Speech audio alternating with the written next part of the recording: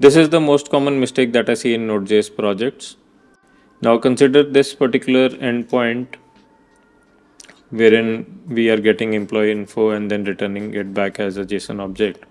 Developers usually make the mistake of just querying the database, and without sanitizing the data, they return back that data object back to the client. Now consider this scenario that I have employee ID number 1, which is my own entry, and it has certain entries. You have name, designation, and employee ID.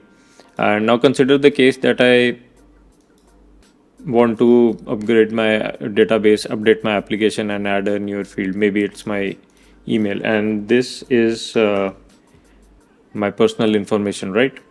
So you would not like this information for being exposed by your API.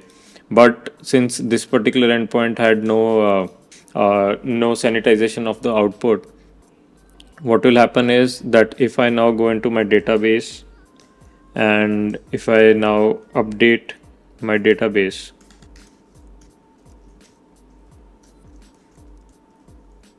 now my database has my email in there, and since my application has also been the mongoose model has also been updated to include the email variable in my object. Now if I hit the same endpoint, what happens is that my email is also exposed via this particular endpoint.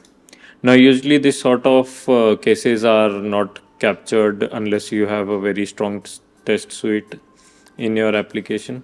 So please be aware and always add some sort of a select filter over here which says that okay, I just want to select particular fields within this API. That ways I can rest assured that as my application grows and new features are added, nothing from my old APIs or old feature set breaks at any time.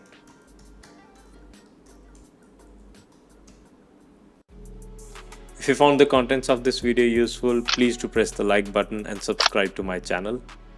For one-to-one consultation sessions with me, get in touch via my website techwithpreet.com. Thank you.